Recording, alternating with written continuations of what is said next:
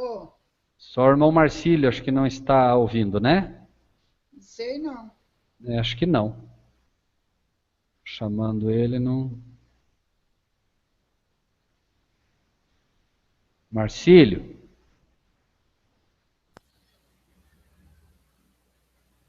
Não está. Agora entrou.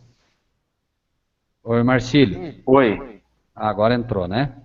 entrou. Boa noite, irmãos. Boa noite, irmã Joana Batista. Boa noite, irmão Rogério Buzzi. Oi, Marcílio. Oi, Agora entrou, né? entrou sim. Tá muito baixo.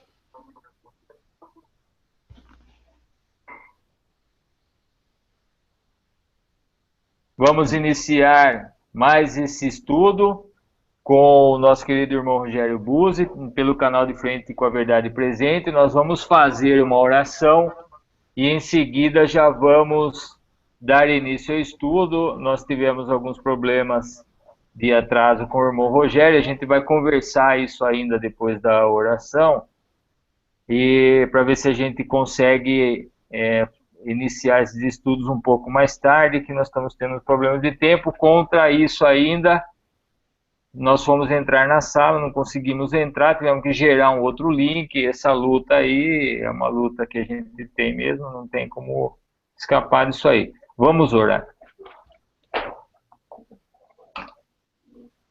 Misericordioso Deus e Pai, obrigado mais uma vez por esta noite, por esse dia que já findou e um novo dia começou, Senhor, e nós estamos aqui com a sua permissão, nos encontrando para darmos sequência à nossa caminhada na direção do teu Filho amado, com teus ensinamentos, meu Pai.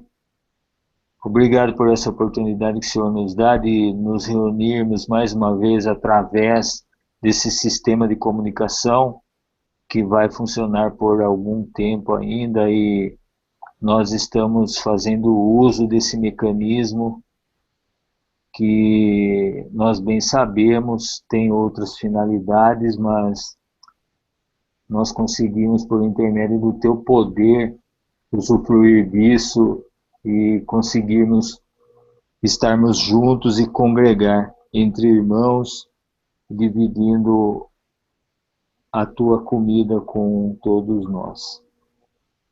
Obrigado por essa oportunidade, por todos os irmãos que estão na sala.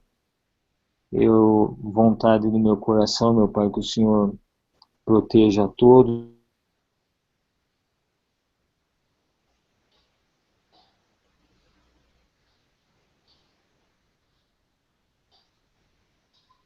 Não, Marcílio? Acho que caiu, irmã Joana. Eu agradeço imensamente em nome do teu Filho amado, nosso Senhor e Salvador Jesus Cristo. Amém. Amém.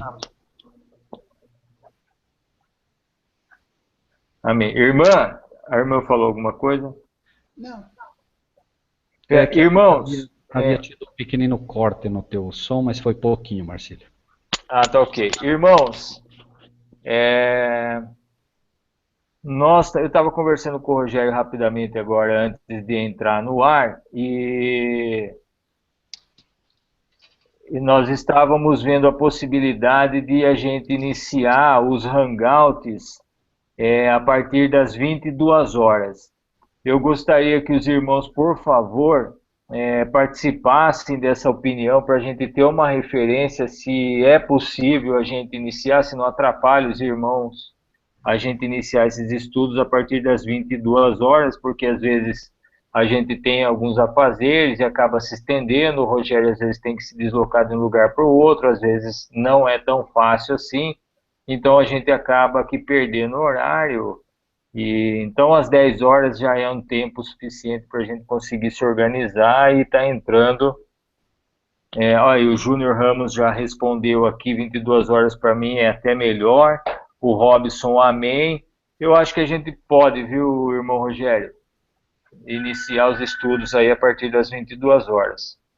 Ok. Enquanto isso, né, os outros irmãos, à medida que a gente avance, por favor, vão comunicando também se 22 horas seria melhor, para que ninguém seja prejudicado. Para o irmão Wagner Rep já é muito tarde, né? Para a Cris é muito tarde, Cris, ou 22 é melhor? Ficou para mim também, não dá para saber.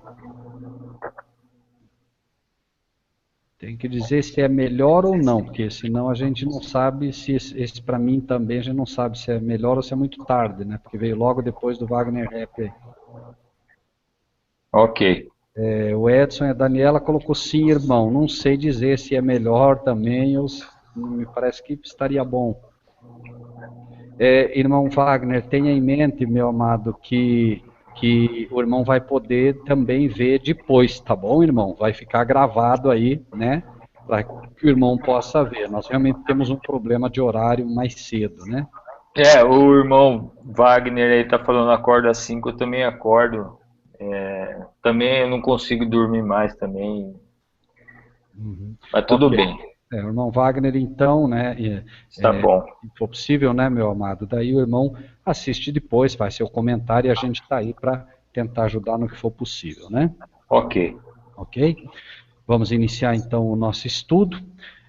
Amados irmãos, nós temos feito os estudos, né, aqueles que têm acompanhado, nós apresentamos a mensagem à igreja de Éfeso, né, que é a igreja que é luz. Nós apresentamos Esmirna, que é a igreja considerada como perfume. Nós vimos que a igreja de Éfeso, basicamente, nós temos entendido através de cada igreja, que Jesus, ele se identifica com a necessidade da sua igreja no tempo presente. Nós temos batido bastante numa tecla aqui, que é o grande diferencial entre os irmãos que estudam a Bíblia hoje à luz da verdade presente. Nós temos um texto que ele nos norteia e que repetimos, o grande diferencial entre aqueles que hoje procuram alimentar-se da Bíblia desta forma. Mateus 24, 45, né? Quem é o servo fiel e prudente, a quem o Senhor tem constituído sobre essa sua casa, para dar o alimento ao seu tempo. Isso chamamos de verdade presente. O alimento ao seu tempo é aquilo que as pessoas precisam entender agora, o cristão precisa entender agora. Nós vemos milhares de sermões sendo apresentados nas igrejas, mas a verdade presente, que é o alimento ao seu tempo, muito bem, né? O texto está aí, que é o alimento ao seu tempo, muito poucos têm apresentado. E é exatamente o que é necessário. O diabo tem um engano para cada época. Na época em que vivemos, o diabo tem vários enganos, e nós vamos ver que cada uma dessas igrejas, Éfeso, Esmirna, Pérgamo, Tiatira, Sardes, Filadélfia, Laodiceia, cada uma delas o inimigo tem enganos específicos. Por isso, Jesus se apresenta a cada uma delas como uma testemunha e com o remédio para ela. Ele se apresenta exatamente com aquilo que ela necessita dentro dos enganos e dificuldades que ela apresenta, né? Hoje estamos estudando a igreja de Pérgamo. Pérgamo, alguns entendem que Pérgamo é elevação ou elevada, e outros, né, exaltada. Não faz muita diferença, né? Independente disso, o mais importante não é saber o significado. O significado, claro, ele ajuda, mas o mais importante é realmente entendermos qual é a mensagem central desta igreja, né? Temos visto aqui, e nunca é demais lembrar, irmãos, nós temos hoje também muitas pessoas que buscam na história para poder entender o que, né, cada carta quer dizer aos cristãos que estão inseridos no contexto dela. Porém, é muito importante entender que, em realidade, nós buscamos a história apenas para ver as lições que devem ser entendidas no tempo presente que vivemos. Ficar simplesmente na história não trará grandes benefícios para nós. Então, hoje, algumas igrejas que têm interpretações historicistas, ou seja, ancoradas na história, falham por não trazer à verdade presente aquilo que a história demonstrou. Nós temos visto isso em várias igrejas, e ponto número 2, que é muito importante entender.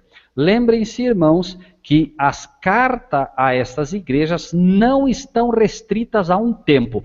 É importante, claro, que nós saibamos o tempo em que ela nasce, o tempo em que ela termina, como o período em que ela existiu, de fato, literalmente, mas pura e simplesmente para entendermos qual é a mensagem para o tempo de hoje. Então, se bem é certo, cada uma dessas igrejas, ela teve o seu período na história terrestre, o mais importante é entender hoje que elas tratam de uma condição. Muito importante isso, irmãos. Quando vemos a igreja de Éfeso, é aos irmãos, a igreja que está na condição de Éfeso. Esmirna, aos que estão na condição de Esmirna. Pérgamo, Tiatira, Laodiceia, assim por diante. Então, hoje a aplicação é para os que estão na condição de cada uma delas. Nós vemos, por exemplo, isso de uma maneira bastante simples, para que a gente entenda sempre, e que se use como um conceito quando se for estudar. Por exemplo, né, a epístola de Paulo aos Romanos. Obviamente que não é uma carta que Paulo enviou para os que estão em Roma. Né? Esse, aos que estão em Roma, ou aos romanos, é aos que estão na condição romana, porque senão, para nós, ela não teria absolutamente nenhuma aplicação, se ela fosse literalmente aos romanos, ou aos cidadãos romanos, ou aos que estão em Roma. Na verdade, é aos que estão, por exemplo, carta aos romanos, é aos que estão na condição romana de justificação pela fé, que é o tema central das epístolas de Paulo. E assim com todas as cartas, aos colossenses, aos que estão na condição dos colossenses, e assim consecutivamente. Bom, então, abrimos no capítulo 2, versículo 12, ao anjo da igreja que está em Pérgamo, escreve: isto diz aquele que tem a espada aguda de 2 fios. Parte já a nossa história, trazendo algumas lições básicas, mas necessárias. Primeiro, a carta, como todas que vimos, iniciam exatamente assim: ao anjo da igreja de Tiatira, ao anjo da igreja que está em Sardes, ao anjo da igreja que está em Filadélfia, ao anjo da igreja. Por quê? Primariamente, a mensagem de Cristo é enviada ao mensageiro da igreja. Igreja aqui não é instituição, irmãos, onde 2 ou mais pessoas estiverem reunidas em meu nome, eu me farei presente. Lembrem-se que estas são, como diz o capítulo 1 do Apocalipse, João, as 7 igrejas que estão na Ásia. O livro de 1 Coríntios, capítulo 16, versículo 19, mostra quais são as igrejas que estão na Ásia, na condição das igrejas da Ásia. Aqui estão resumidas todas as igrejas. O número 7 é o número da plenitude, por isso nós vemos no Apocalipse, que é o livro da plenitude, que é o livro final da história terrestre, nós vemos o tempo todo 7 igrejas, 7 castiçais, 7 anjos, enfim, tudo nós encontramos aí 7 trombetas, 7 taças, né, com o número 7, que é o número da plenitude. E 1 Coríntios 16, 19, deixa claro que são, em primeira instância, não apenas a elas, mas em primeiro lugar, as igrejas que estão nas casas. A mensagem em primeiro lugar, veja aí, as igrejas da Ásia vos saúdam. Saúdam-vos afetuosamente no Senhor, Áquila e Prisca, com a igreja que está em sua casa. Então, em primeiro lugar, seja muito bem-vinda, irmã Luciane, Deus abençoe grandemente no nosso estudo.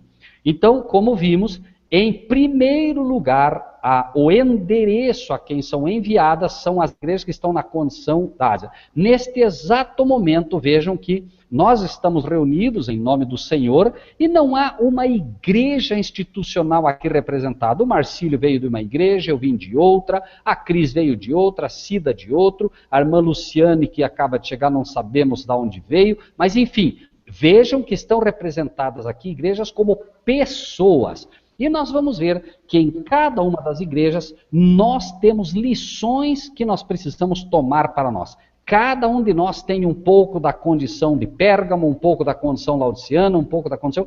E nós faremos muito bem em aceitar o conselho que é apresentado, porque assim nós receberemos o remédio necessário para sair da condição que ela tem de ruim e para nos fixarmos naquilo que ela tem de bom. Então, iniciando, tendo isso em mente, ao mensageiro, ao pastor, ao pregador, ao ministro em primeiro lugar, né, que deve levar essa mensagem às 7 igrejas, a todas as igrejas devem receber essa mensagem. Imagine uma igreja com 1000 membros, nós não sabemos quantos membros exatamente estão na condição exata de Pérgamo, mas como dizemos, né, todos podem receber pelo menos algo de cada uma delas, né? Algumas de uma forma muito mais clara, outros de uma forma muito mais amena, mas todos absolutamente temos lições. E temos também aqueles que estão especificamente nesta condição, como vamos ver hoje, né,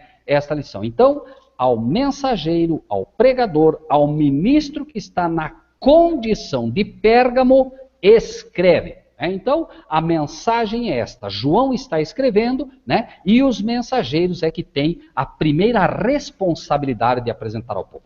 Para que vejamos como estamos numa situação realmente bastante difícil, é muito difícil que na igreja se escute Apocalipse, menos ainda a verdade presente aplicada ao livro de Apocalipse. Ou seja, nós até podemos, né, quem sabe 1, 2 ou 3 vezes no ano, escutar algo de Apocalipse nas igrejas, estou falando agora de igrejas institucionais, mas muito pouco da real verdade presente. Então, vejam a identificação inicial do nosso mestre, daquele que diz que é testemunha das igrejas. Então, quem está falando não é alguém que não conhece a condição da igreja, é alguém que é testemunha ocular. Cristo é visto no livro de Apocalipse, conforme nós vemos no versículo 17 e 18, eu quando vi, caí aos seus pés como morto, ele pôs sobre mim a sua destra, dizendo-me, não temas, eu sou o primeiro e o último, o que vive e fui morto, mas eis, estou aqui vivo para todo sempre, amém, e tenho as chaves da morte e do inferno.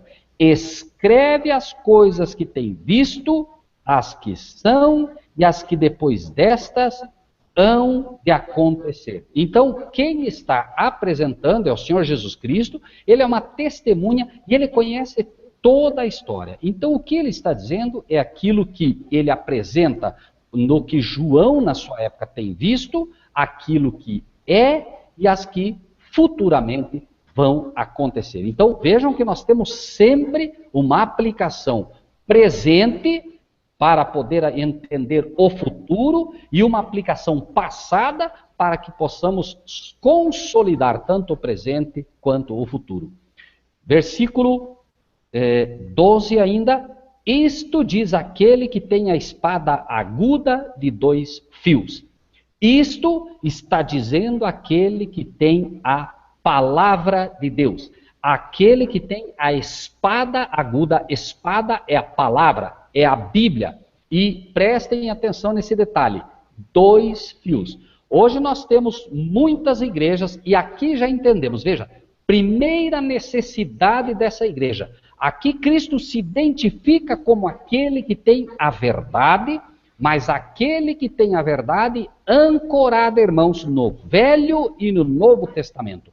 Esta espada aguda que é a Bíblia, ela é válida com o Novo e com o Velho Testamento. Algumas igrejas hoje defendem, não, isso é do Velho Testamento, isso nós estamos na graça, vocês estão na lei, vocês estão no tempo dos judeus, vocês estão no Velho Testamento, nós estamos no Novo Testamento.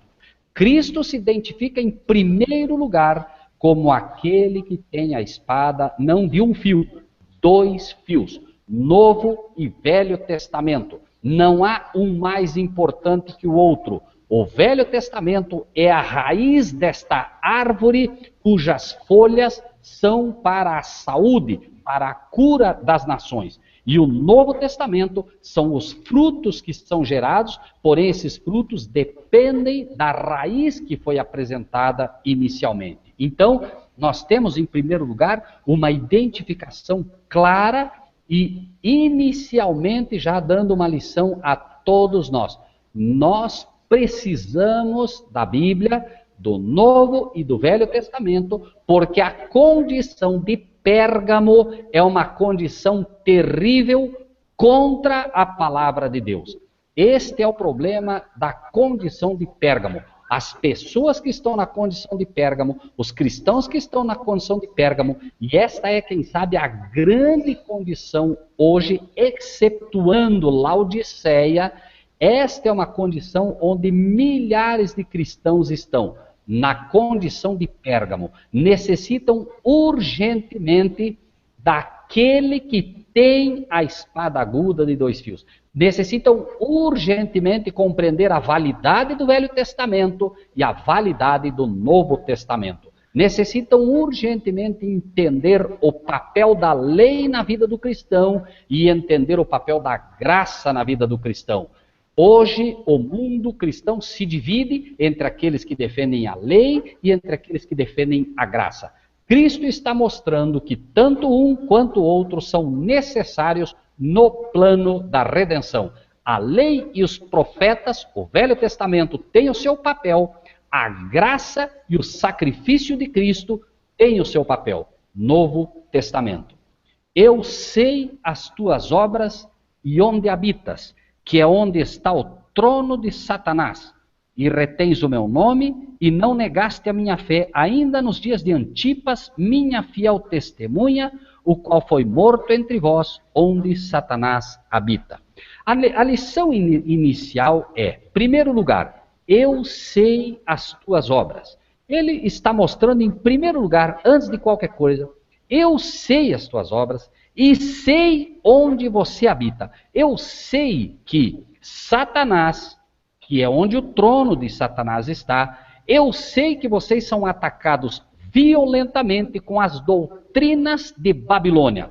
O ano 323, que marca o início de Pérgamo, tem já 2 anos depois, no ano 325, Constantino fazendo o pior ataque que se poderia fazer à igreja. Logo depois de que a igreja de Roma matou muitas pessoas, nós encontramos um ataque agora disfarçado mais violento. Constantino, um pagão romano, simplesmente agora procura conciliar o cristianismo com o paganismo. E como ele fará isso? Paganizando o cristianismo. A palavra de Deus agora será interpretada de forma completamente diferente. O inimigo que queimou Bíblias, o inimigo que destruiu a Bíblia, agora ele vai fazer um ataque um pouco diferente. Se bem é certo, antes eles evitavam que os cristãos, até porque os cristãos não tinham facilidade de ter Bíblias no início da história, nós vamos ver que o ataque aqui é violento nesse sentido. Aqui vão começar a surgir as doutrinas contrárias à palavra de Deus, porém disfarçadas de cristianismo. Uma delas, Constantino agora colocará como uma doutrina cristã o dia de adoração ao sol, ou seja, o Sunday. Passará o sábado, que é o dia do Senhor, passará a ser agora interpretado como o domingo. E nestes concílios, o imperador Constantino, que era adorador do sol, irá começar a fazer, através destes concílios, e impetrar doutrinas que são antibíblicas, porém disfarçadas de cristãs. E é exatamente o que vemos hoje. Milhares, vejam, dogmas e mais dogmas que foram sendo colocados dentro do cristianismo, porém completamente pagãos. Nós vamos assistir o surgimento do inferno católico, o inferno onde pessoas vão queimar por toda a eternidade, contrário ao inferno bíblico, que apresenta a segunda morte. Vai nascer daqui para frente, não só isso, mas todos os dogmas católicos, confissão auricular a padres, tudo isso vai começar a ser apresentado. Por isso Cristo se apresenta como aquele que tem a espada aguda de 2 fios. A palavra de Deus, irmãos, ela é uma espada aguda que corta medulas e ossos, conforme diz a palavra de Deus. E para isso é preciso realmente que o cristão aprenda a estudá-la profundamente. Por quê? A condição de Pérgamo, irmãos, se bem é certo, iniciou lá no ano 325, com os erros que foram colocados dentro da igreja, com interpretações não espirituais, espiritualistas da palavra de Deus. Tudo isso agora, tudo aquilo que foi criado nesta época por Constantino e todos os outros que vieram depois dele, tudo isso ainda faz parte das doutrinas das igrejas nos dias de hoje. Então, eu sei as tuas obras e onde habitas, que é onde está o trono de Satanás. Constantino era romano, em Roma estava o trono de Satanás e nunca deixou de sair de lá. Então, ele apresenta já de onde vem o problema, de onde vem o ataque. O ataque viria, sem dúvida nenhuma, da moderna Babilônia, Roma, e nós sabemos que todos os concílios romanos mostram sobre tudo isso. O irmão Robson está dizendo, o trono de Satanás, referido a Pérgamo, testifica com o texto de 2 Tessalonicenses 2:3, quando Paulo fala do homem do pecado. Esse é o espírito do anticristo, o papado. Tá certo, porém, irmãos, cuidado, Por quê? Porque o papado, de fato, surgirá com força no ano 508. Mas este já, muito bem colocado pelo irmão Robson, já é o espírito do anticristo, não é o anticristo em si, já é o espírito do anticristo, ou seja, é a mesma forma que trabalharia o papado depois. Aquilo que Constantino inicia com alguns dogmas, nós poderíamos dizer talvez até de forma tímida, embora violenta, porém tímida, porque ele coloca apenas alguns dogmas, o papado depois, seguindo o rastro do espírito do anticristo, vai criar centenas e centenas de dogmas, como nós vamos ver mais futuramente. Então, é dito, que é onde está o trono de Satanás, retens o meu nome e não negaste a minha fé, ainda nos dias de Antipas, minha fiel testemunha, o qual foi morto entre vós, onde Satanás habita. Obviamente, já naquela época, algumas pessoas se levantaram, não havia ainda a Inquisição, ela não havia iniciado, mas obviamente, algumas pessoas se levantaram retendo o nome. Irmãos, reter o nome aqui é caráter. Então, algumas pessoas levantaram-se defendendo o caráter de Deus, o caráter de Cristo, mostrando que o caráter, obviamente, é espelhado na lei de Deus. Então, a lei de Deus, por exemplo, que dizia, lembra-te do dia de sábado, já começa a ser mudada e pessoas começam a levantar defendendo o nome de Deus. Irmãos, o nome, repetimos, representa caráter.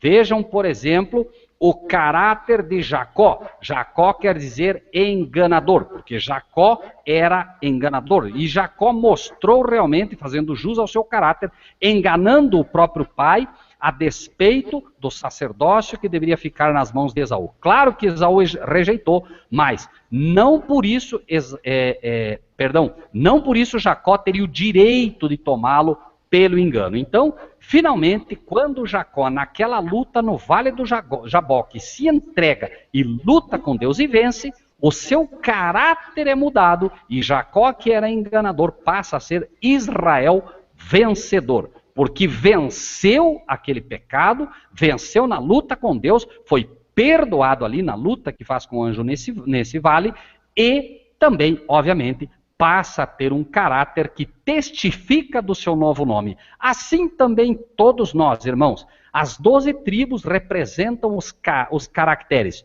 Rubem, você pode ser, por exemplo, não vamos entrar aqui apenas para entender como isso é importante, o nome. Você, por exemplo, lembre-se que a Nova Jerusalém tem 12 portas. Você não vai chegar lá uma vez salvo e entrar pela porta que você quiser. Numa das portas estará o nome de Rubem, na bênção que é dada a Rubem, Rubem, impetuoso como a água, Rubem era o primogênito, Rubem, impetuoso como a água, já não serás mais o primeiro, porque maculaste o leito de teu pai. Então Rubem, se vocês observarem nas 12 tribos relatadas agora em Apocalipse, não Gênesis 48, ele agora está em segundo lugar. Cedeu o lugar a Judá exatamente pelo pecado. Então, Rubem representa aqueles que são adúlteros, aqueles que têm dificuldade neste particular. este caráter precisa ser, esse problema que é manifesto no caráter, precisa ser vencido. Então, finalmente, uma vez vencido, você sabe por que porta entrará. Depois, por exemplo, apenas a modo de exemplo novamente, nós teremos, por exemplo, Simeão e Levi são irmãos, disse o seu pai. No seu ímpio conselho não entre a minha sabedoria. Qual era o problema de Simeão e Levi? Todos eles eram irmãos, mas qual foi o problema de Simeão e Levi? Assassinato. Aqueles que têm ira sanguinária. Eles mataram toda uma cidade por conta de que o príncipe, deflorou a sua irmã. E, obviamente, eles também sabem por que porta entrarão. Todos aqueles que têm este ódio no coração, aqueles que têm dificuldade com o ódio. Lembre-se que Jesus disse, aquele que odiar no seu coração já matou. Todos aqueles que têm esse sangue quente, são as pessoas que, vencendo pelo sangue do Cordeiro agora, já sabem por que porta entrarão. Então, sempre o nome representa o caráter. Por isso, essas pessoas, quando Constantino começa já a interpretar a Bíblia segundo o modo pagão, segundo a visão romana, pessoas se levantam e retêm o nome firmemente. Deus sempre teve suas testemunhas. Por isso ele diz, Antipas, minha fiel testemunha. Deus sempre teve suas testemunhas defendendo a sua lei, levantando a sua lei, exaltando a verdade e principalmente a espada aguda de 2 fios. Lembrem-se de novo, igrejas hoje defendem apenas o Novo Testamento, igrejas hoje defendem apenas o Velho Testamento. Os judeus, por exemplo, ficam apenas com o Velho Testamento e, obviamente, aí vem o problema, porque nós precisamos hoje, para vencer o pecado, não uma espada de 1 fio só, mas uma espada de 2 fios, e precisamos compreender bem essa espada de 2 fios. É impossível, amados irmãos, que nós compreendamos bem essa espada se nós valorizamos mais um fio que o outro. Todo o momento e toda vez que eu digo a graça é mais importante que a lei, eu estou minimizando um dos fios e eu terei problema. Todas as vezes que eu defendo, o contrário, também tenho problemas. Versículo 14. Apesar disso, apesar de elogiar aqueles que defendem que são as fiéis testemunhas, no dia de hoje, trazendo para o dia de hoje, Deus também tem suas fiéis testemunhas num mundo que erra, e estas pessoas defendem, repetimos, esta espada de 2 fios. 14. Mas umas poucas coisas tenho contra ti. Então a igreja de Pérgamo, ele tem algumas poucas coisas, mas não é porque são poucas que não são importantes. Porque tem lá os que seguem a doutrina de Balaão, o qual ensinava Balaque a lançar tropeços diante dos filhos de Israel, para que comessem do sacrifício da idolatria e se prostituíssem. Balaque, nós sabemos que ele era ensinado por Balaão para lançar tropeços diante dos filhos de Israel. Ele queria que se amaldiçoasse os filhos de Israel, e isso não é diferente. Existem pessoas hoje que amaldiçoam os filhos de Israel, e não são poucos, porque estes procuram defender a palavra de Deus. Então, nós acabamos, quando defendemos todos aqueles que defendem o nome, que defendem a lei de Deus hoje, que defendem a validade do Novo e do Velho Testamento, constantemente são acusados de malditos. E por quê? Não, maldito todo aquele que fica na lei. Maldito todo aquele que... Por quê? A acusação é a mesma, Assim como lá ele queria amaldiçoar o povo, porque aquele povo era um povo, como disse a palavra de Deus, quando Deus dá a lei no Sinai ao seu povo, diz, e será que os povos verão e dirão, este povo só é gente sábia e entendida. Aquele era um povo sábio e entendido. Procurando guardar as leis de Deus, o acampamento dos israelitas era muito organizado. E então, quando ele vai para amaldiçoar o povo, ele não conseguia. Mas não é porque ele não conseguia que ele não tentava lançar esses tropeços. E depois, ele faz com que, finalmente, ele faz com que os midianitas, as midianitas comecem a adentrar o acampamento dos filhos de Israel e começam os sacrifícios de idolatria e prostituição. Hoje não é diferente, né? Para que comecem dos sacrifícios da idolatria e se prostituíssem. Os sacrifícios da idolatria são tudo aquilo que tudo aquilo que é contrário à palavra de Deus. E da onde vem? De Babilônia. Lembrem-se, sacrifício da missa, né? E prostituição. O livro de Apocalipse, capítulo 17, que estamos, capítulo 17, aqueles que gostam de acompanhar, vejam, irmãos, da onde vem a prostituição. 17, 1 a 3. Veio um dos 7, olha o número da plenitude, veio um dos 7 mensageiros que tinham as 7 taças, falou comigo dizendo, vem mostrar-te a condenação da grande prostituta, que está sentada sobre muitas águas, que está sentada sobre muitos povos, com a qual se prostituíram os reis, os presidentes da terra, e os que habitam na terra se embebedaram com o vinho da sua prostituição, falsas doutrinas.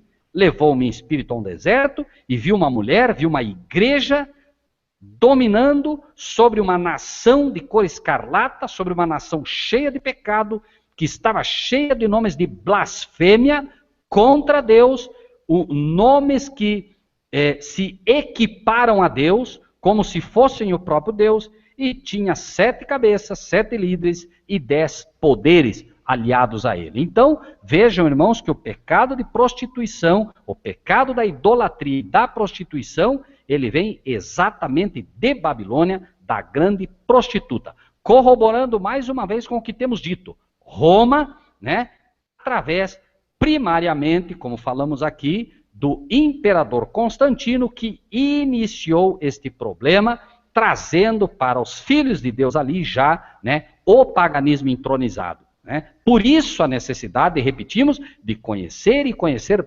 bem a palavra de Deus. Por quê? Porque o diabo não diz para o cristão que a palavra de Deus não está em vigor. Não, ele diz, não, a palavra de Deus está em vigor, porém você está entendendo errado. O mesmo ataque que fez, lembrem-se, a Cristo. Quando ele diz, transforma essas pedras em pães e come, Cristo diz, nem só de pão viverá o homem, mas de toda palavra que vem da boca do Senhor. Amém? Porém, quando Cristo cita a Bíblia, os pastores de hoje imaginam que segurando a Bíblia o diabo vai sair correndo. Que citando a Bíblia, o diabo vai sair correndo. Cristo venceu porque citou a Bíblia com poder e interpretou-a corretamente. Quando ele cita, é como se o diabo olhasse e dissesse, temos aqui então um cristão que conhece a Bíblia. Então vamos ver quanto que você conhece da Bíblia. E puxa um texto bíblico. Se tu és o Filho de Deus, lança-te daqui abaixo, porque está escrito, aos teus anjos dará ordem a teu respeito para que não tropeces em pedra. O diabo então cita um texto bíblico, e não duvidem, irmãos, que hoje, não saberia dizer que porcentagem, mas a grande maioria dos pastores cairia. Por quê? Porque ele usa um texto bíblico que deveria apelar à fé do cristão, porém trazendo para a presunção, né? E hoje ele diz aos pastores, prova que você é um pastor de verdade, prova que você é um filho de Deus e faça milagres na igreja. Se você fizer milagres, se você fizer realmente isso, você está provando que é um filho de Deus. E os pastores fazem milagres, entre aspas, para provar que aquela igreja é de Deus, quando o inimigo está deitando e rolando. Isto é um fato, irmãos, e nós precisamos ser claros naquilo que ensinamos. Nós precisamos ser cristãos que sabem diferenciar aquilo que é feito pelo inimigo e aquilo que é feito por Deus. Lembrem-se, o apóstolo Paulo já anteveu o problema que haveria na igreja também. Os judeus pedem sinais, os gregos pedem sabedoria. Vejam bem, os cristãos judeus pedem sinais, os gregos pedem sabedoria, e ele deixa bem claro qual é o papel do verdadeiro pastor, do verdadeiro cristão. Nós pregamos Cristo e este crucificado. Ou seja, o milagre não é sinal de cristianismo. O sinal do cristianismo é a verdadeira pregação, verdadeira pregação da palavra de Deus. Irmão Wagner está colocando aqui, o calendário gregoriano romano pode estar envolvido com Daniel 7:25. Amados irmãos e irmãs. Irmão Wagner, obrigado pela pergunta. Irmãos, este é outro engano que o inimigo tem trazido. Irmãos, Daniel 7:25. Prestem muita atenção porque a Bíblia é perfeita, meus amados. Bíblia perfeita. O homem do pecado, a besta de Daniel 7 ali apresentada, o texto é claro, cuidará em mudar os tempos e a lei. Irmãos, não adianta interpretar do jeito que a gente quer. Qual é a lei que seria mudada, irmãos? Nós sabemos, a lei que foi mudada foi a lei dos 10 mandamentos. O primeiro mandamento que diz, né, não terás outros deuses diante de mim, ou o segundo mandamento, veja aí, obrigado Marcílio, proferirá palavras contra o Altíssimo, número 1, proferirá palavras contra o Pai, destruirá os santos do Altíssimo. Quem fez isso? Foi a besta, foi o papado. Cuidará em mudar os tempos e a lei, e serão entregues na sua mão por um tempo, tempos e 2 tempos. Irmãos, nós temos aí pistas muito claras. Tempos em primeiro lugar, Daniel 11, e ao cabo de tempos, isto é, de anos. Então, a besta cuidaria em mudar os anos, irmãos. E a besta cuidou e mudou os anos. Deus não permitiu que ele mudasse nada além daquilo que seria profetizado. Ele mudou o ano. O ano de fato judaico inicia em abril e a besta mudou para janeiro. Então, o que aconteceu? Aqueles que tentaram defender o ano iniciando em abril, né, foram taxados de mentirosos e patos. Por isso, o papado criou também o Dia da Mentira, que é exatamente 1º de abril, para derrubar a ideia de que o verdadeiro calendário iniciasse em abril. Então, os tempos que foram mudados, irmãos, são os anos. A semana não foi mudada, nem por Júlio César, que mudou o mês. Júlio César disse, o mês que leva o meu nome terá mais dias. Augusto César, que vem depois, com inveja, também diz, o mês que leva o meu nome também terá mais dias. Por isso, agosto também tem mais dias. Porém, Gregório muda. Irmãos, a França mostra isso. A França foi o único país que, em aberta rebeldia com Deus, arriscou-se a mexer na semana. Colocaram a semana com 10 dias, mas passado pouco tempo houve tanta confusão, mas tanta confusão, que imediatamente França voltou a considerar a semana como sendo 7 dias, porque virou uma confusão enorme e não se podia mais entender-se. Então, irmãos, lembrem-se disso, por favor. A palavra de Deus é perfeita. Tempo em profecia é ano, certo?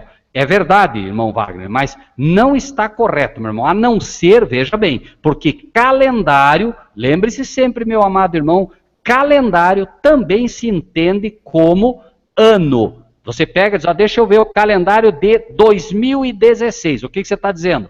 Eu vou ver o ano de 2016, mas na palavra de Deus é tempo. Isso é tão verdade que o próprio termo ali, meus irmãos, diz, entregues na sua mão por um tempo, tempos e metade de um tempo. Ano, anos e metade de um ano. Por isso nós temos, se somados, 1260, que é exatamente o tempo que ele diz. Eles serão entregues na sua mão, né? De 538 a 1798, dando certinho tempo, tempos e metade de um tempo profético, ou seja, 1260 anos, os cristãos foram entregues na mão do papado, que matou milhares, queimou milhares nas chamadas fogueiras da Inquisição. Não é o tema de agora, mas eu creio que é bem-vindo, a pergunta do irmão Wagner está dentro também do nosso escopo, e vale a pena, numa época em que o inimigo está apresentando o sábado lunar tentando derrubar o sábado semanal e está vindo com uma força incrível isso, irmãos, e muito cuidado, por favor, com essa heresia. Muito cuidado, repito, ela brilha, ela é bonita, ela tem cor de ouro, ela parece fantástica, mas ela não resiste ao estudo profundo da palavra de Deus. Então, perdão, meus amigos, a gente entrar aqui, mas muito cuidado com esse tema que está nascendo aí, ok? Versículo, então, 15. Assim tens também os que seguem a doutrina dos nicolaítas, o que eu aborreço. Né? Essa doutrina dos nicolaítas, irmãos, é a doutrina da licenciosidade. Lembrem-se, irmãos, aquele que... Ricardo Dantas Barros, mudaram também a fórmula dos dias, irmãos. Amém. Muito bom. Está correto, meu irmão.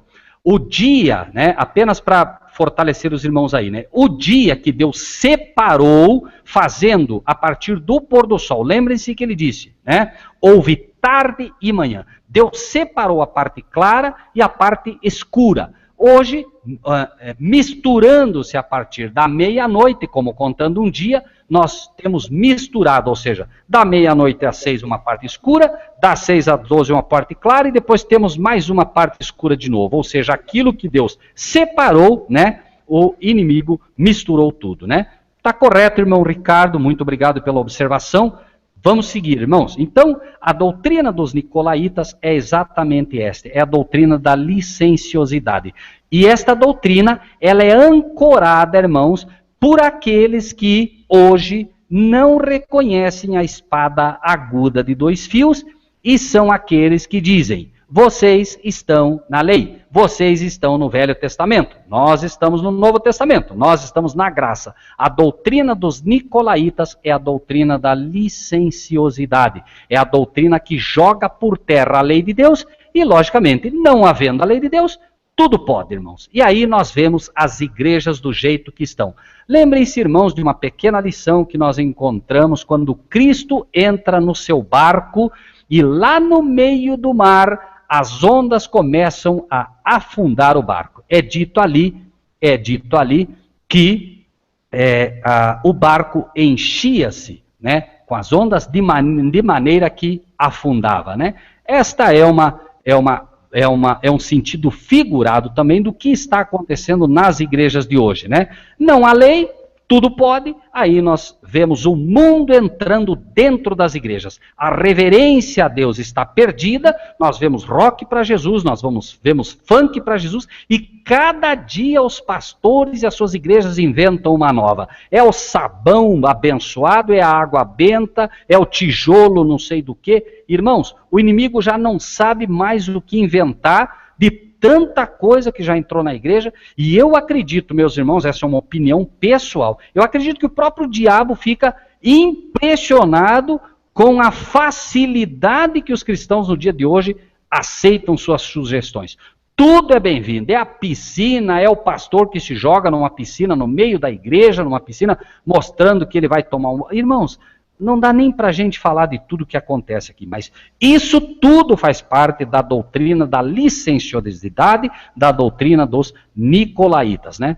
O irmão Wagner pergunta, né, se nicolaítas não pode estar relacionado a São Nicolau ou Santa Claus dos nórdicos, Papai Noel, fazendo toda essa lembrança das festas pagãs paganizadas. Irmão, há quem defenda que sim. Né? Eu até diria que pode ser sim, eu não saberia dizer até que ponto, irmãos, né, São Nicolau estaria envolvida, né, como o Santa Claus ou o Papai Noel nórdico. Pode ser, irmãos, porém, né, nós sabemos que eles estão, vejam bem, irmãos, ele tem a doutrina dos nicolaítas, não do nicolaíta, né? Poderíamos apenas ter de São Nicolau, mas daquilo que tenho estudado, realmente a doutrina dos nicolaítas bate com a ideia daqueles que realmente não conhecem a espada aguda de 2 fios, né? Mas pode ser relacionada, né? Eu não saberia dizer em que ponto exatamente nós teríamos isso, né? As festas pagãs não se discutem, né? Todos sabemos que Jesus não nasceu no dia 25 de dezembro, né? 25 de dezembro nasceu Tamuz, que era o filho de Nimrod, enfim. Não é o momento, mas a gente sabe que tudo isso, né, essas festas pagãs, elas realmente foram entrando na igreja, né, justamente vindo de Babel, né? Assim, versículo 16, arrepende-te, pois, quando não, em breve, note aqui com que ele vai lutar, irmãos. Arrepende-te, pois, quando não, em breve virei a ti e contra eles batalharei com a espada da minha boca. Ou seja, né, irmãos, para a gente entender um pouco isso também, eu gostaria de convidar os irmãos para que leiam, me perdoe, aqui, versículo 16, capítulo 1, versículo 16, né? Falando de Jesus, diz: ele tinha na sua destra, na sua direita, 7 estrelas. Da sua boca, veja que é a mesma coisa, saía uma aguda espada de 2 fios. Então, Jesus está dizendo que, olha, arrepende-te, filho. Você que está com a doutrina dos nicolaítas, você que acha realmente que a lei não está em vigor, acha que a graça veio para derrubar a lei, você que acredita só no Velho Testamento, você que acredita só no Novo, arrepende-te, filho. Arrepende-te, por quê? Quando não, em breve virei a ti, eu venho a você, mas eu vou batalhar contra eles com a espada da minha boca. Eu venho até você, eu revelarei a ti, filho. Note que a promessa que ele faz um pouco mais à frente vai deixar isso bastante interessante. Arrepende-te, pois, quando não, em breve virei a ti, contra eles, contra todos esses que inventaram todas essas doutrinas disfarçadas de bíblicas, eu batalharei com a espada da minha boca. Cristo está prometendo, então, que haverá uma batalha, e o terreno desta batalha será o terreno espiritual. Será interpretação contra interpretação. Será cristão contra cristão, em primeira instância, porque aqui a mensagem é para a sua igreja. E hoje ele vai batalhar contra pastores, contra mensageiros, contra membros que não estão entendendo o valor da espada aguda de 2 fios. Versículo 17. Quem tem ouvidos, ouça o que o Espírito diz às igrejas. Então, irmãos, ponto número 1. Quem tem ouvidos? Todos têm ouvidos. Novamente, os irmãos vão ver, a mensagem à igreja inicia dizendo ao anjo da igreja que está em Pérgamo. Porém, como nós sabemos que os pastores não estão pregando essas mensagens, os mensageiros, aqueles que deveriam estar pregando, não estão, então o apelo agora é a todos. Quem tem ouvidos, ouça o que o Espírito diz às igrejas. Não é um pregador comum, não é o homem que fala, é o Espírito de Deus falando ao coração, ao ouvido de todos aqueles que estarão em contato com essa mensagem. Você pode rejeitar e você pode aceitar, mas ele diz, quem tem ouvidos, ouça o que o Espírito diz às igrejas. Ao que vencer, darei eu a comer do maná escondido. Irmãos, aquele que vencer, aquele que lutar contra esse problema, aquele que buscar, vai receber e vai comer o maná escondido. Vai entender a Bíblia como pouquíssimos. Aquele maná escondido. Notem, irmãos, que quando Jesus falava, os discípulos perguntaram para ele, Senhor, por que o Senhor fala em parábolas? E ele diz, para que vendo não vejam e para que ouvindo não ouçam. O Apocalipse é um livro para que vendo não vejam e ouvindo não ouçam. Por quê? Porque não querem aprender a verdade, não querem pregar a verdade, não querem ensinar a verdade. Preferem ensinar fábulas aprazíveis para encher a igreja de gente e tomar dinheiro dos incautos. Então, obviamente, a palavra de Deus, por isso que as igrejas e os mensageiros, os pastores de hoje não entendem o livro de Apocalipse, irmãos. Eles veem, mas não veem. Ouvem, mas não escutam. E é um fato. Agora, a mensagem é clara. Se você lutar, se você ouvir esta mensagem, não adianta ficar bravo, não adianta discutir. Ah, não, isso aí não está certo, porque não adianta discutir. Quem está falando é o Espírito às igrejas. A única coisa que você tem diante disso é rejeitar ou aceitar. Você tem que buscar. Ah, mas eu não confio no mensageiro. Não tem problema, vai estudar, vai ver se é isso. vai ver se o que está sendo dito é a voz de Deus ou não. E uma vez que viu isso, quando você entender que deve estudar profundamente a palavra de Deus e ver que de fato a verdade está sendo dita, você vai buscar e o presente será. O livro de Apocalipse vai se abrir diante de você, o livro de Daniel vai se abrir diante de você, as profecias, esse maná escondido vai se abrir diante de você, e você, vejam bem, irmãos, e você vai receber uma pedra branca, pura, e na pedra um novo nome escrito. Por quê? Porque você passará a defender o nome do Pai, o nome de Deus refletido na lei dele. E ao começar a defender isso, você mesmo, defendendo uma lei que é santa, justa e boa, passa a ser também santo, justo e bom. Passa a ser santificado, passa a ser justiçado e passa a ser bom, e o teu caráter começa a ser mudado agora, e você agora passa a receber em primeiro lugar uma pedrinha branca, símbolo da justificação, símbolo de pureza, porque você passa a ser agora purificado, e finalmente você recebe um novo nome. Assim como no Vale do Jaboque, você lutando com Deus agora, vendo tuas dificuldades, vendo teus pecados, a lei começa a apontar cada vez mais fundo os teus pecados, mas você não nega a lei, você busca cada vez mais entender, e como Cristo você agora diz, eu medito na tua lei dia e noite, como amo a tua lei, e nesta meditação você passa a ser transformado diariamente e recebe um novo nome. De nome pecador que você pode ter hoje, o nome de Jacó, ou o nome de qualquer pecador, o nome carnal que você recebeu, que não reflete agora a tua luta, você passa a receber um novo nome, e passa a ser de fato Israel de Deus. Você passa a ser um vencedor, meu irmão. Isso que é preciso entender. Você passa a ser aos olhos de Deus um vencedor. Na pedra um novo nome escrito, o qual ninguém conhece, apenas você, meu irmão. Por isso é que quando você se deparar com as portas da Nova Jerusalém, você sabe qual é o teu novo nome, você sabe por qual porta você deve entrar, irmãos. E em ordem, como é o céu, nós entraremos, irmãos, como vencedores naquela grande cidade, e entraremos pelas portas, irmãos. Por quê? Porque fomos dignos disso.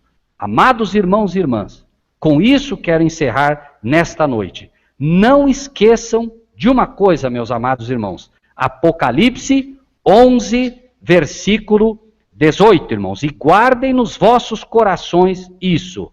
Iraram-se as nações, e veio a tua ira, e o tempo dos mortos para que sejam julgados, e o tempo de dares o galardão aos profetas teus servos, aos santos e aos que temem o teu nome, pequenos e grandes. Marquem isso, meus amados irmãos. Pequenos e grandes. E o tempo de destruíres os que destroem a terra. Mateus 10, 41 e 42, e com isso encerramos. Marque isso. Pequenos e grandes. Mateus 10, 41 e 42, amados irmãos e irmãs. Prestem muita atenção nisso. Vejam, 3 classes de salvos, irmãos. Quem recebe um profeta na qualidade de profeta. Eu não estou dizendo que sou profeta, mas se receberem as palavras de hoje como palavras de profeta, do profeta João, se recebem isso como vindo de Deus, se conseguem ver que isto é uma profecia e que está correta, quem recebe um profeta na qualidade de profeta, receberá galardão de profeta.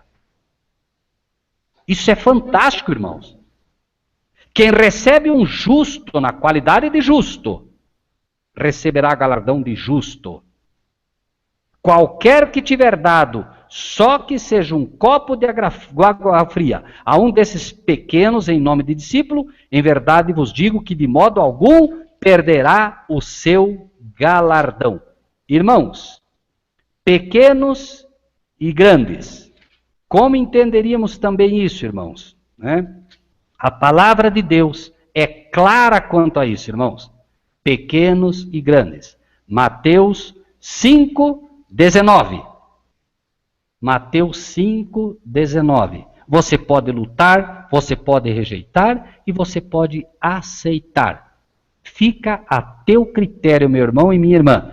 Qualquer, pois, que violar um destes menores mandamentos, mandamentos da lei de Deus, irmãos, e assim ensinar aos homens, será chamado menor, pequeno no reino dos céus.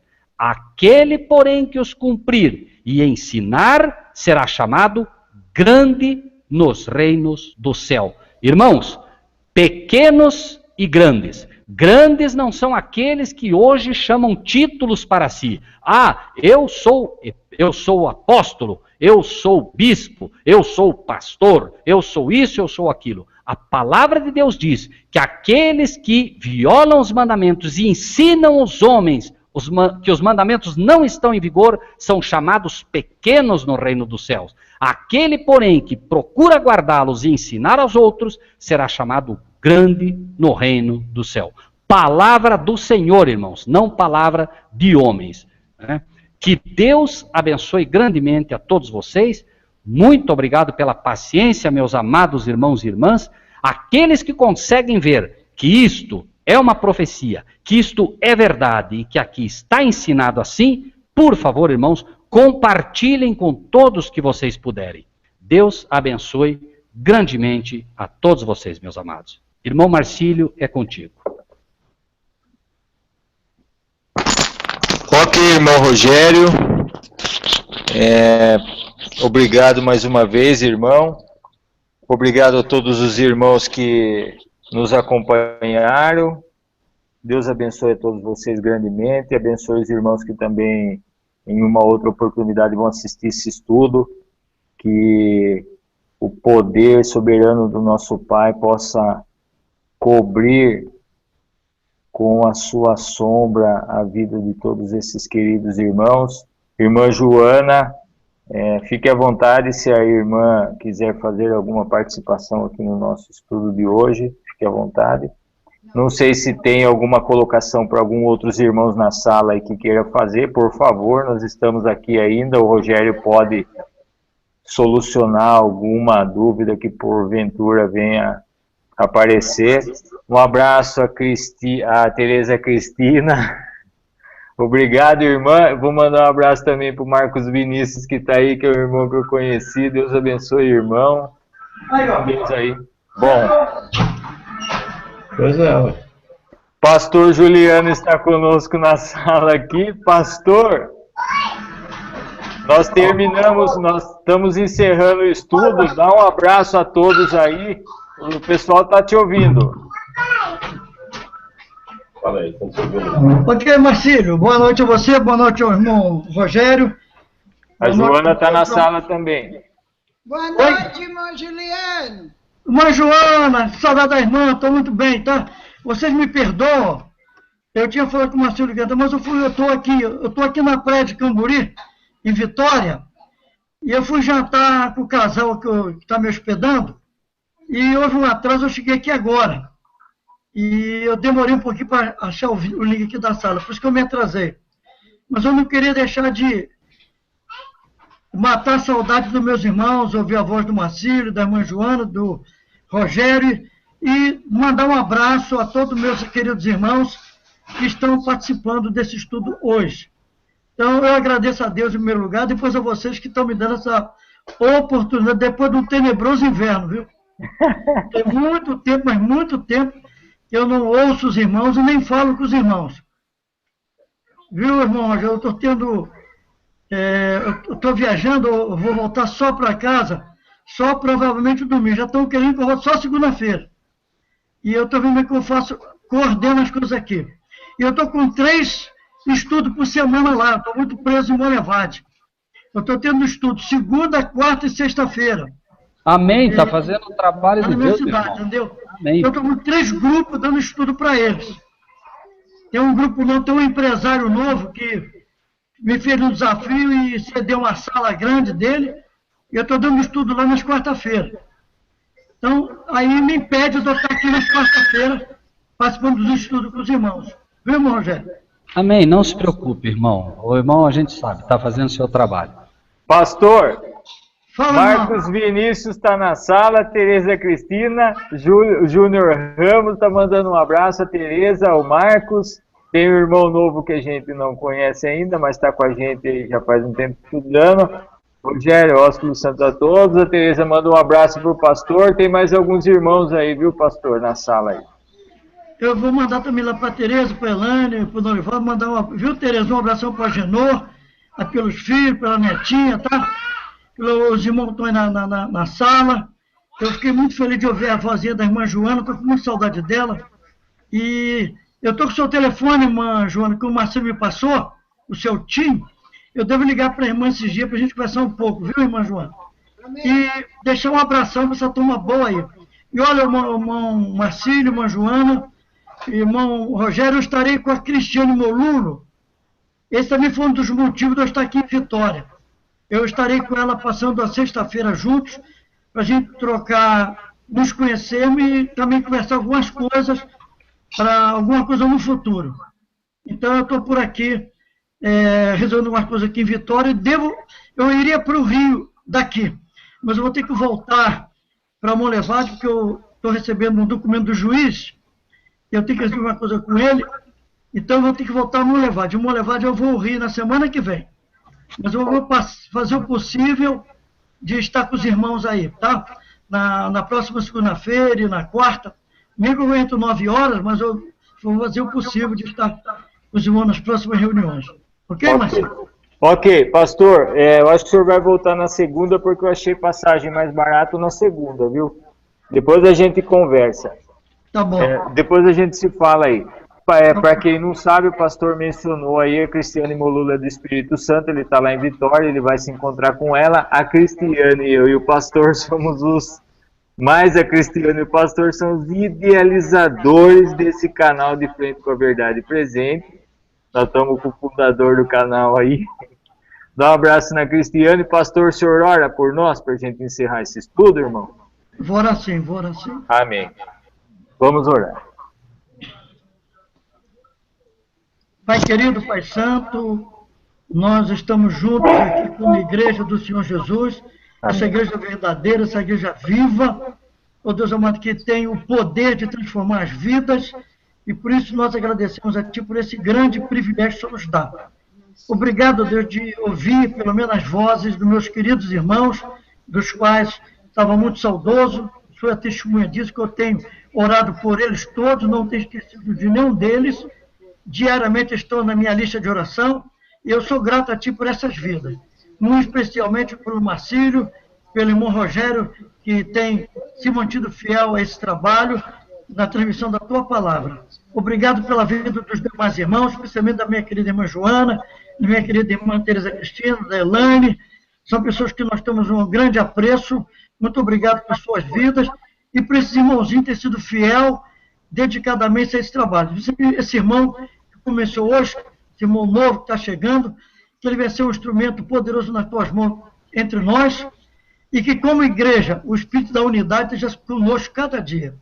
Também quero agradecer a Ti pela vida do Mauro, da Magalinha, também agradecer pela vida da Monique, da Ana Júlia, que estão aqui nesse apartamento, só posso abençoá-los, pelo carinho que eles têm tido comigo, Deus, o apreço, somos amigos há muitos anos, somos irmãos em Cristo, por isso temos muita alegria de estar aqui com eles. Também obrigado também pelos privilégios que o Senhor tem nos dado.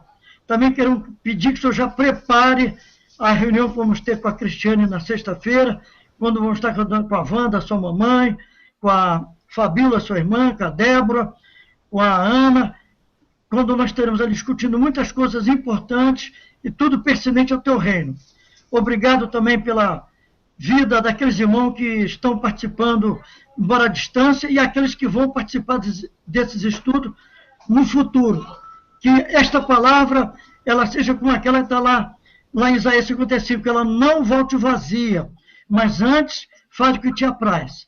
Nós oramos crendo que o Senhor está atendendo a nossa oração, porque nós oramos como igreja, não como Juliano, mas como o corpo vivo do Senhor Jesus aqui neste mundo. Continua a nos prestigiar com a Tua graça, com o Teu grande amor, e nos proteger a cada momento. Somos gratos a Ti por tudo que o Senhor tem nos dado. Por isso, juntos, Nós oramos a Ti em nome de Jesus, o nosso Senhor. Amém. Amém. Amém. Irmãos, ósculo santo, a irmã Cris, ao irmão Wagner, ao pastor Juliano, a irmã Joana, minha amada irmã Joana, ao irmão Marcílio, muito obrigado, irmão Marcílio, por mais essa oportunidade, ao irmão Robson Lira, ao irmão Daniel, seja muito bem-vindo, meu amado irmão Daniel, ao Robson, que está aí firme com a gente sempre, né? Ao Marcos Vinícius, né? A Cristina, nem preciso falar mais, a Cristina tem sido, né, de grande ajuda para a gente sempre também, ao irmão Wagner, enfim, Deus abençoe grandemente todos vocês, meus amados irmãos. Amém. Pastor, se você quiser fazer... Fique à eu queria vontade. que você transmitisse lá o pessoal lá de Contenda, um abraço lá para o irmão Rogério Elias, tá? Para a esposa, lá para Elias, se eu tivesse com o Patrick e a Neia, e eu queria a notícia do Elifaz, porque o irmão Valtair e o Joel, esposa da Sandra, ficaram de ir lá fazer uma visita para ele. O irmão tem alguma notícia dessa visita? Não, que eu sei, o irmão Elifaz está em Araucária, né? E a Janaína a gente tem conversado com ela, e o irmão Elifaz inclusive pediu que eu faça uma visita a ele quer conversar um pouco. Então, provavelmente no sábado agora, o irmão Joel e outros irmãos vão estar se reunindo, e eu devo estar lá com eles. É possível que o irmão Elifaz esteja lá também, tá bom, irmão? O senhor diz até o Joel, Sim, o Joel da Sandra. Uhum. Eu estava ficando em Curitiba aí, irmão, no Boqueirão, mas eu tive que vir aqui a Monlevade, não só para pagar umas contas, mas também para conversar com o juiz. Acabou, quando eu cheguei em Monlevade, eu tinha uma opção de pessoas me pedindo para dar um estudo a um grupo. E eu fiquei sem jeito de voltar a Curitiba. Eu pedi a irmãzinha que eu estava lá no apartamentozinho que eu estava ficando lá, para mandar minhas coisas, que eu não teria tempo de ir a Curitiba. Então, eu vim embora, nem que eu te pedi lá a despeito do Joel, nem do Marco, até o Marco me levou na rodoviária, eu não tive tempo de despedir deles. Então, só digo que eu estou aqui, meio preso aqui. Pode deixar que eu transmito, pastor. Entendeu? Inclusive, eu estou com convite para ir a Sete Lagoas também, para dar uma olhada lá no pessoal. Eu nem sei como vou fazer, porque eu não vou ter condições, não. Entendeu? Mas está surgindo outras oportunidades. Entendeu? Tem lá também Barão de Cocais, também tem um pessoal lá em Barão, e estamos usando de um apoio lá maior, e está muito complicado, porque a gente é um só, e está tendo muito trabalho, entendeu? Mas, então eu queria que eu vou transmitir isso aos irmãozinhos lá, especialmente quando estiver com o William e com a Cláudia, né? Mandar um abração para eles lá em Tapicerica da Serra, mas nós não temos que se orar por eles não, tá, irmãos? Nem para os irmãos aí, tá? Então, só dá um abraço à turma boa e explica a eles por que eu não voltei aí. Eu estou muito... Inclusive hoje, eu já fui cobrado, hoje já ligaram para mim já 2 vezes, cobrando que dia que eu vou voltar para Monlevade. E eu talvez só vou só segunda-feira mesmo, entendeu? Ok. Irmãos, boa noite a todos. Nós estaremos na próxima quarta-feira. Vamos iniciar os estudos um pouco mais tarde, às 22 horas, até a gente conseguir colocar as coisas nos devidos lugares aí. Boa noite a todos, Deus abençoe a todos e até a próxima. Amém. Amém. Deus abençoe os irmãos. Mas, Joana, um abração para a senhora, Cristina também, Elaine, e a turma toda, viu? Amém. Tchau. Pastor, a gente se fala aí no Skype. Tá bom. Um abraço. Pode me chamar aqui, tá bom? Fica na paz.